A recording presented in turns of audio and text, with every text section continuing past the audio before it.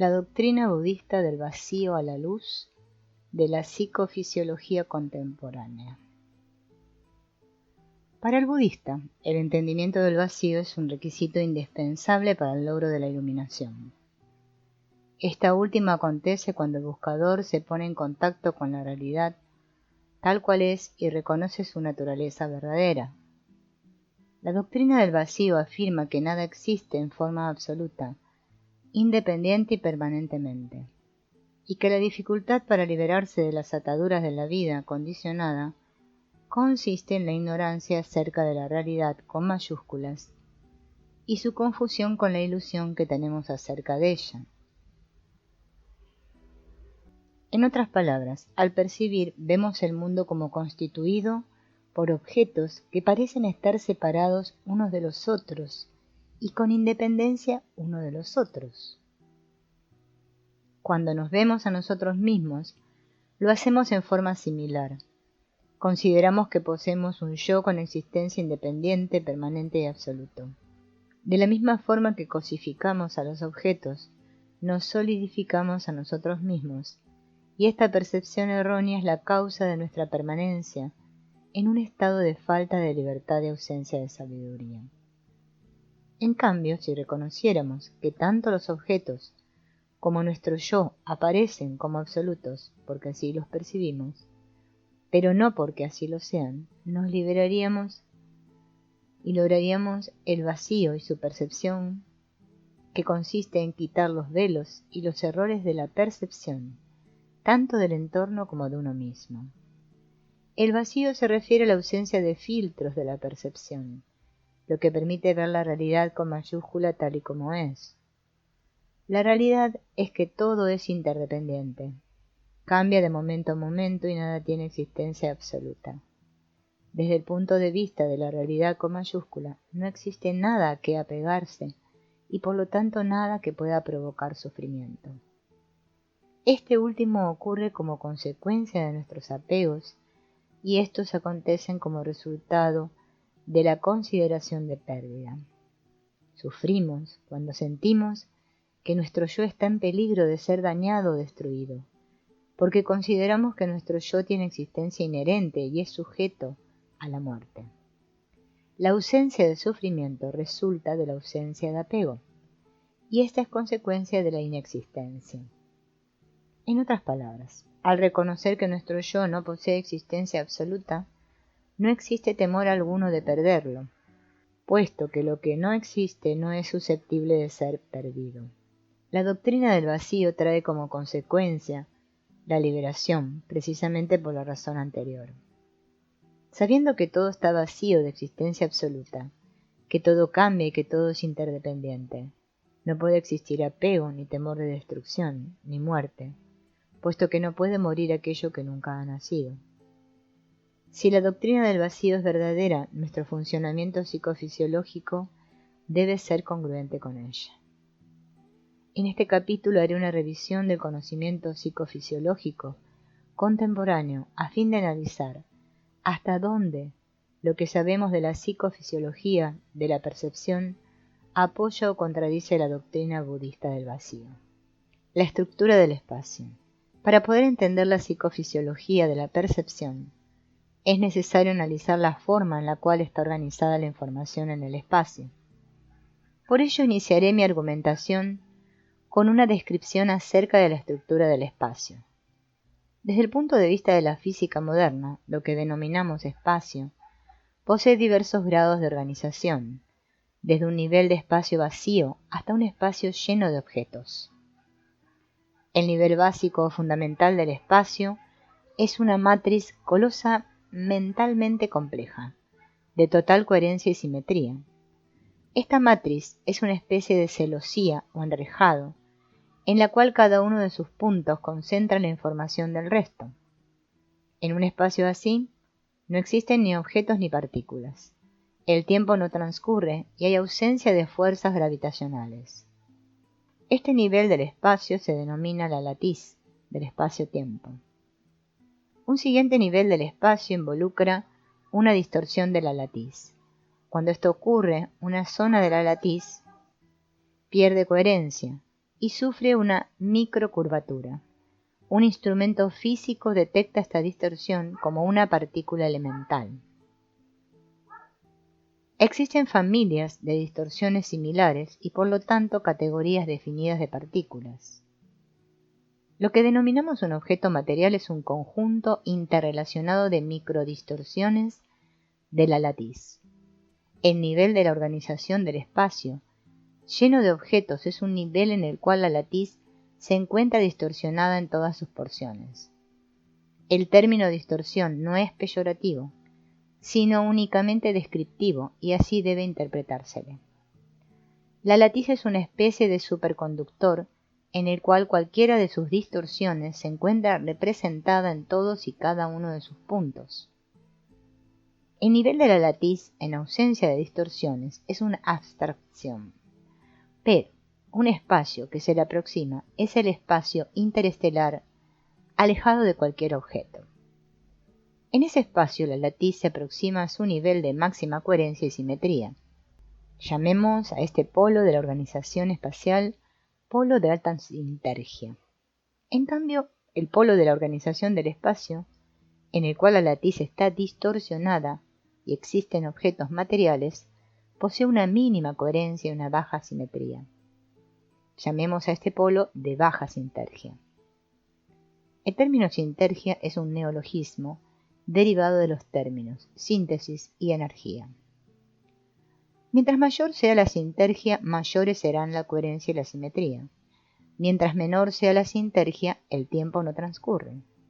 No existen objetos materiales ni fuerzas gravitacionales, mientras que en un espacio de baja sintergia existe la materia, el tiempo corre y hay fuerzas gravitacionales. El análisis cerebral de la latiz. Cuando nuestros receptores retinianos interactúan con la información localizada en el espacio, transforman las distorsiones de la latiz en señales neuroeléctricas que se codifican en forma de patrones. Dependerá de las características de las distorsiones el tipo de patrones que se desencadenen. Estos patrones son verdaderas fórmulas algorítmicas que penetran el cerebro a través de millones de canales nerviosos. En el interior del cerebro y sobre todo en la corteza cerebral, estos patrones se concentran mediante circuitos de convergencia. Recordemos que un algoritmo es una fórmula matemática o un patrón que concentra información y la representa en forma simbólica. La retina humana es un buen ejemplo de una estructura de convergencia. La primera capa retiniana está compuesta de varios cientos de millones de receptores, mientras que la última capa de la retina solo posee 1 millón de neuronas. La información de varios cientos de receptores se concentra en una fibra y en ella aparece un patrón neuroeléctrico que es un algoritmo de alto poder. En otras palabras, la estructura de los circuitos retinianos es convergente y cada fibra de salida de esta estructura concentra información proveniente de una población grande, varios cientos de receptores.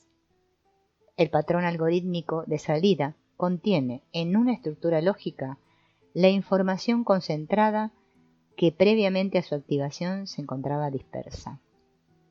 En la corteza cerebral, los procesos de concentración informacional y de neuroalgoritmización aumentan su poder, de tal forma que una pequeña población de células nerviosas concentra en un patrón neuroalgorítmico la información de miles de millones de neuronas.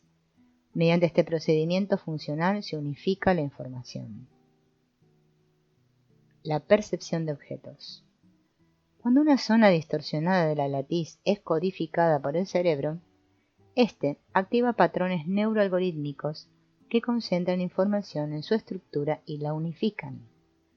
Vemos un ejemplo como un sólido independiente y separado de los demás, porque lo que verdaderamente percibimos es el neuroalgoritmo interno unificado y no la distorsión de la latiz. En el proceso de neuroalgoritmización, no solamente interviene la información que proviene de las distorsiones de la latiz, sino también nuestras memorias y pasadas experiencias.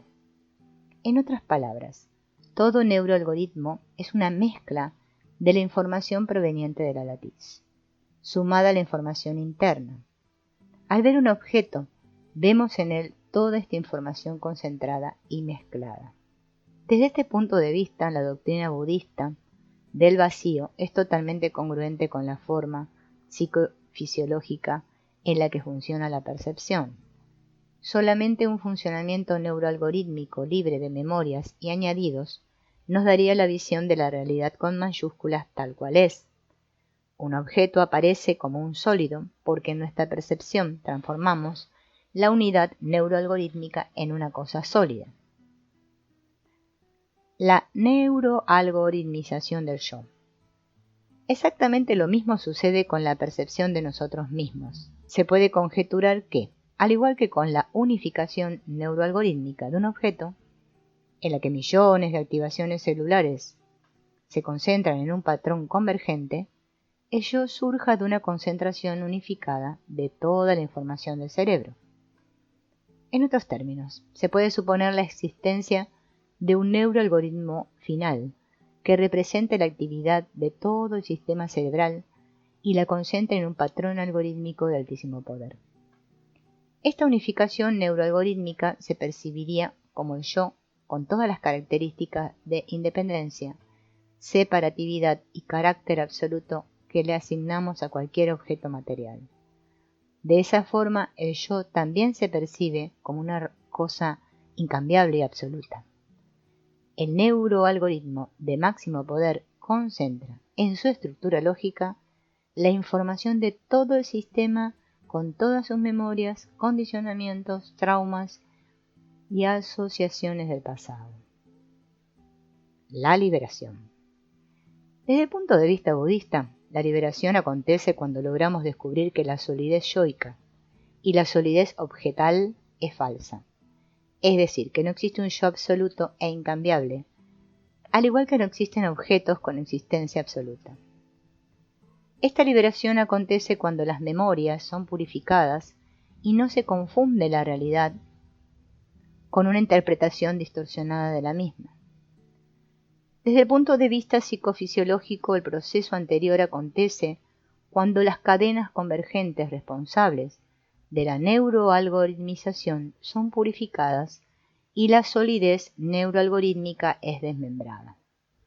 En esta condición, el carácter absoluto y fijo, sólido del yo y de los objetos desaparece y en su lugar la realidad con mayúscula aparece tal y como es, un flujo continuo y cambiante en el cual dejan de existir interpretaciones erróneas.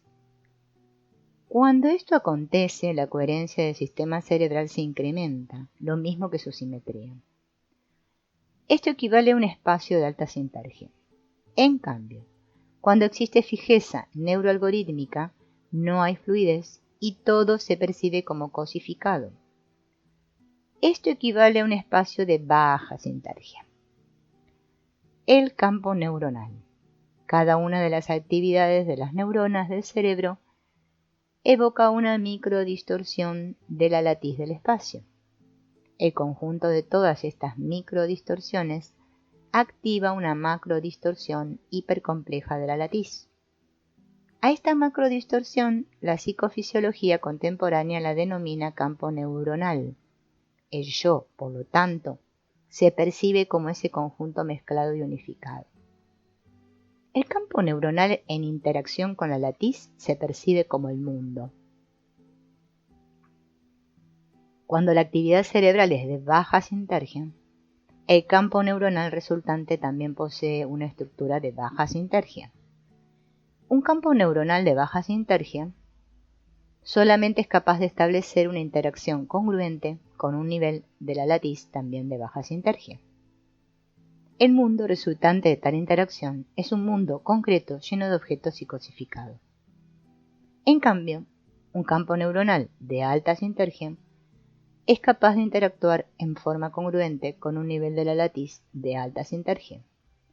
El resultado de tal interacción es una percepción del mundo más sutil y abstracta en la cual todo fluye y no existe solidez. Cuando un campo neuronal posee la máxima sinergia posible e interactúa con el nivel básico de la latiz, la experiencia resultante es la iluminación. Conclusiones. La doctrina budista del vacío es totalmente congruente con el funcionamiento psicofisiológico.